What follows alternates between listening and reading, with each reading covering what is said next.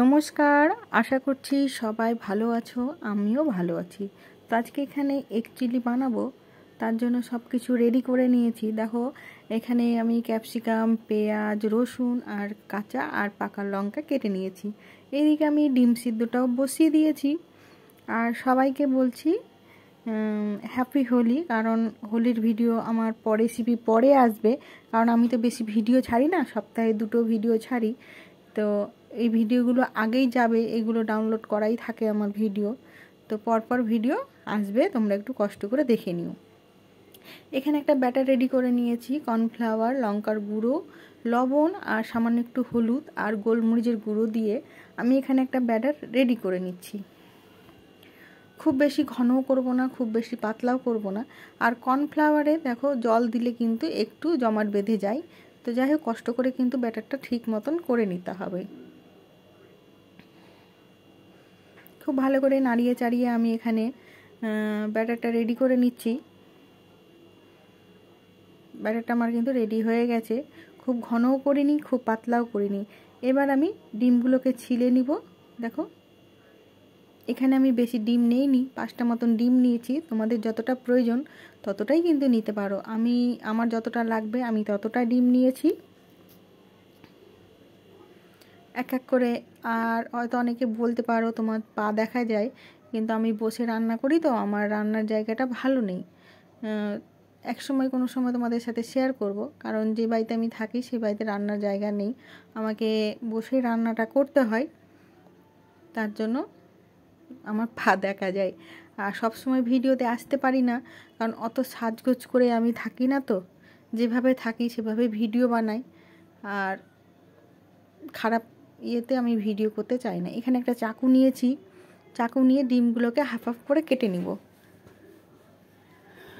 খুব ভালো করে কেটে নিতে হবে। দেখো কিন্তু এটা গরম থাকা অবস্থাতেই কিন্তু কাটতে হবে, নইলে কুসুমটা বেরিয়ে চলে আসবে। তো আমার কিন্তু কুসুম বেরিয়ে একদমই আসছে না।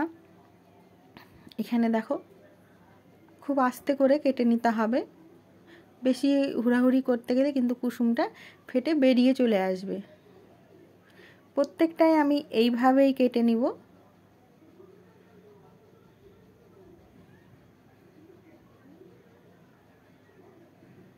প্রত্যেকটা কিন্তু আমি এইভাবেই চাকু দিয়ে দিয়ে কেটে নেব।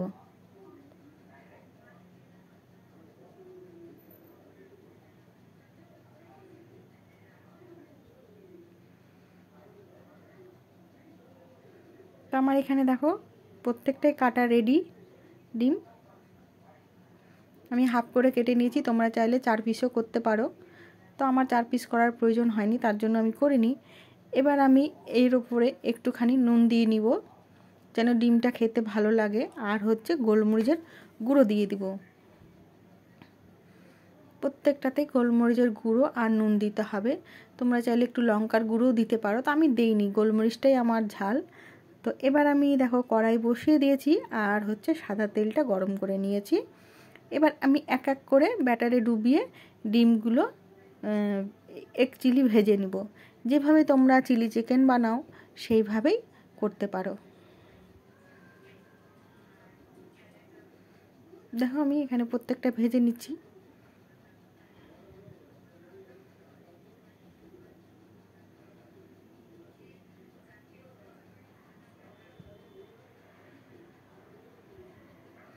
এখানে একটু লেগে গেছে, লেগে অবশ্য তোমাদেরও যাবে।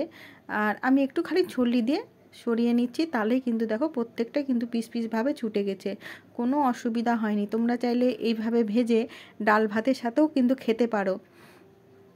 একটু পাতলা ডাল হলো মসুরের, আলু সেদ্ধ আর এই ডিমটা এইভাবে ভেজে যদি নাও, খুব সুন্দর লাগছিল খেতে। মানি খেয়ে দেখেছিল, তো মানি বলছিল মা খুব সুন্দর লাগছে। তো আমার একবার ভাজা হয়ে গেছে, দেখো আমি কড়াই তুলে নিচ্ছি, আর বাকিটা আমি এবার ভেজে নিব।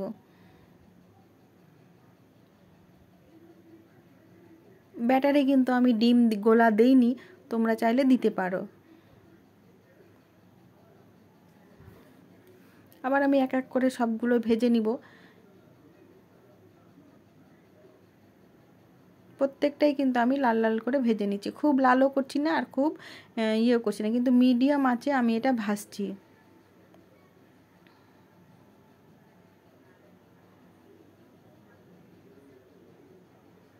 দেখো আমার প্রত্যেকটাই কিন্তু ভাজা কমপ্লিট হয়ে গেছে, তুলে নিচ্ছি। এবার আমি অতটা তেল লাগবে না, তেল কমিয়ে নিয়েছি, দিয়ে দিলাম রসুন কুচি।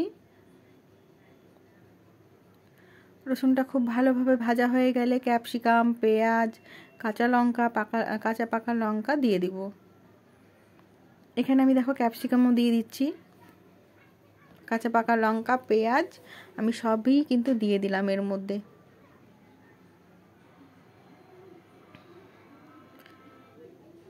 একটু নেড়ে চেড়ে নিয়ে আমি লবণ দিয়ে দিব,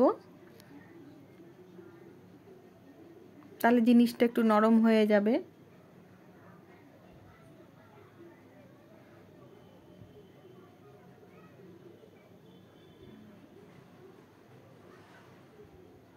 এবার আমি দেখো সামান্য পরিমাণ লবণ দিব, বেশি দেব না, তার কারণ সয়া সস, চিলি সস এগুলোতে কিন্তু লবণ থাকে, তার জন্য কিন্তু আমি লবণটা কম দিলাম।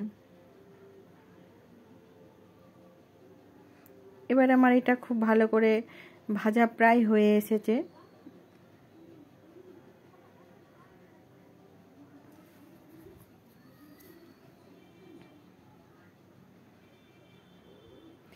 এখানে আমি দেখো চিলি সস দিলাম, সয়া সস, ভিনিগার আর টমেটো সস সব ভালো করে দিয়ে একটু কিছুক্ষণ নেড়ে নেব, বেশিক্ষণ নাড়ার দরকার নেই।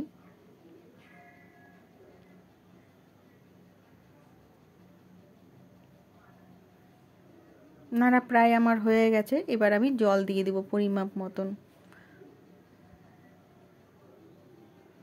আর যে ব্যাটারটা আমি করেছিলাম, ব্যাটারটা কিন্তু আমি ফেলে দেব না, খানিকটা ব্যাটার এর মধ্যে চিনি দিয়ে দিলাম। চিলি সসে চিলিতে কিন্তু চিনি লাগবে। এবার আমার এটা গ্রেভিটা ফুটে গেছে, এবার এক এক করে এগ চিলিগুলো দিয়ে দিচ্ছি।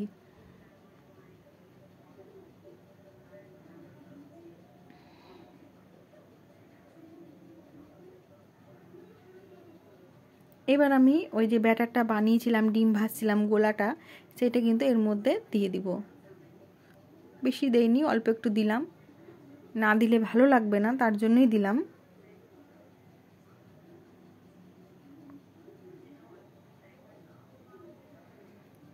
দেখো একবারে কিন্তু আমার এগ চিলি প্রায় কমপ্লিট হয়ে গেছে। তো ভিডিওটা তোমাদের যদি ভালো লাগে অবশ্যই লাইক, কমেন্ট, শেয়ার করো, সাবস্ক্রাইব করতে ভুলবে না। তোমরা সবাই ভালো থাকবে, সুস্থ থাকবে, দেখা হবে পরের একটা ভিডিওতে।